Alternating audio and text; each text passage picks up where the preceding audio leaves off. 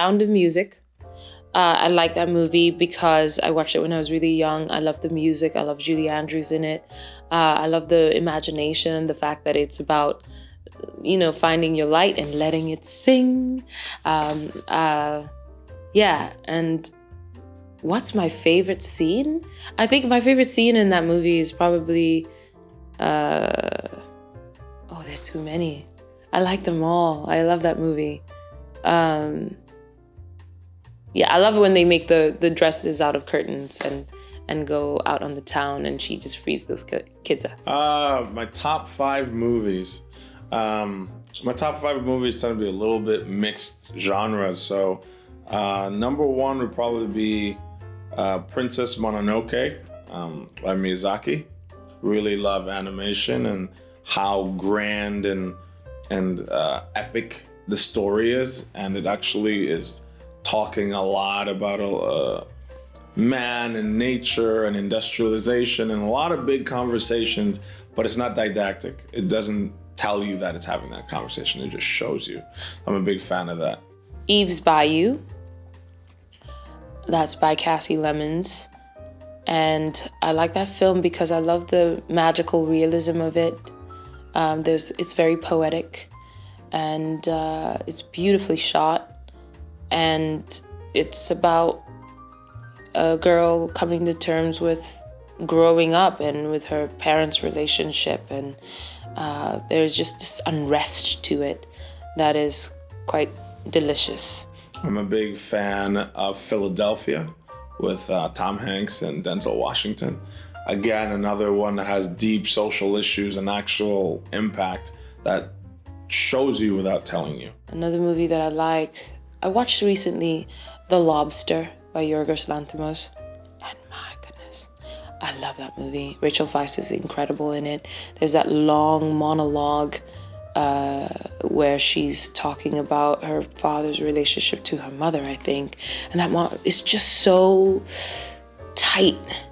And his camera is just so patiently on her face, and it's beautiful, and the performance is incredible, and it's got an amazing soundtrack with that song Just, that is like 7 minutes long over dinner, and it's so sparse and haunting.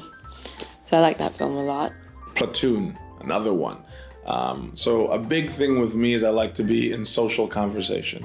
I like for the movies to be doing something and having some sort of conversation with society in some way. And it doesn't have to be a most straightforward, in your face way. It could just be something really nuanced.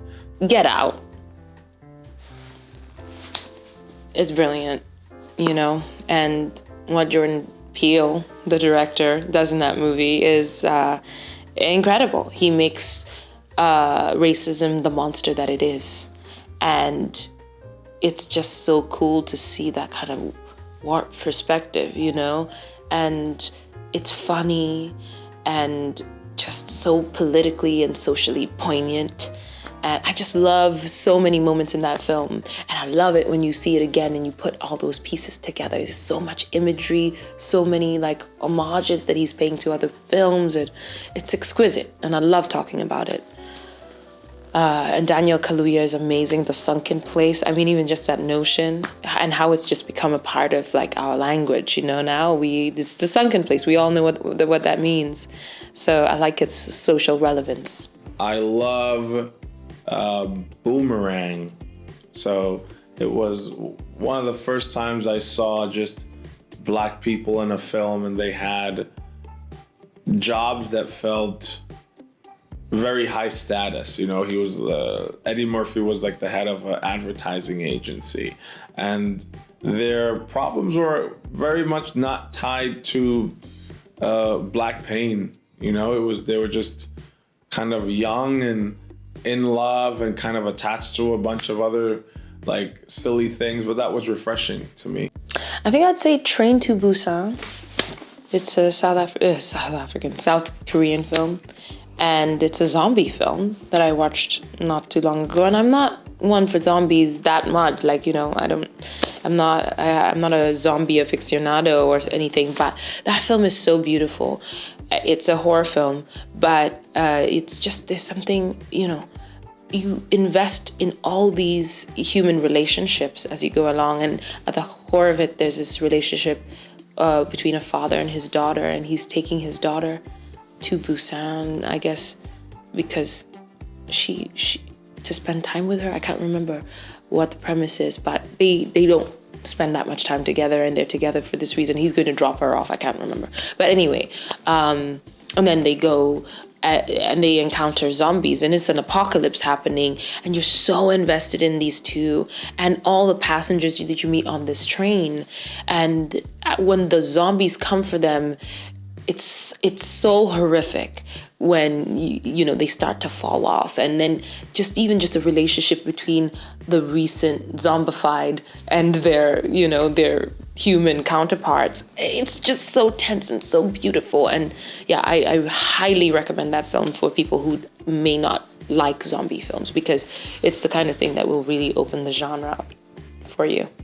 I'm a big fan of The Godfather because I love the story of immigrants and family and culture set against this like really big drama, this crime drama. So those are my favorites.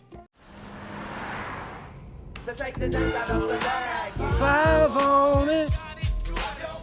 Das ist ein echter Klassiker. 5 on it. Messing with that in the weed. Was heißt I got 5 on it? Es geht um Drogen. Es geht nicht um Drogen, der Song ist dope. Finger weg von Drogen. Fühl den Rhythmus.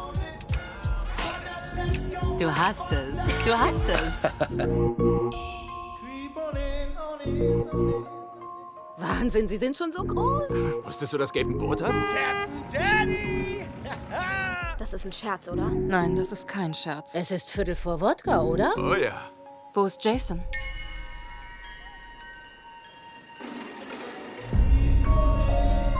Jason? Jason! Wo warst du?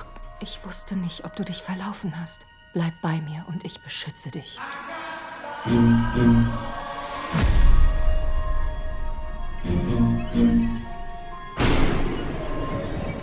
In unserer Auffahrt steht eine Familie. Das sind vermutlich die Nachbarn. Was, habt ihr etwa Angst vor der Familie? Hi, kann ich Ihnen helfen? Sarah, zieh sofort deine Schuhe an. Wenn ihr Stress haben wollt, dann gibt es Stress.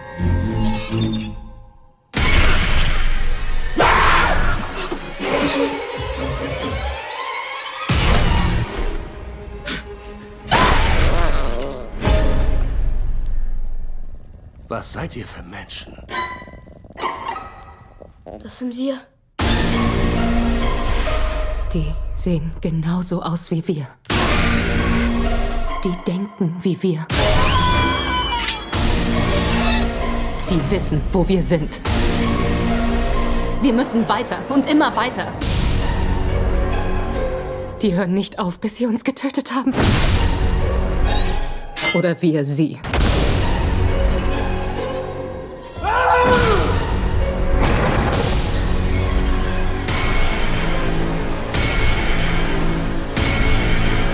Sei vorsichtig.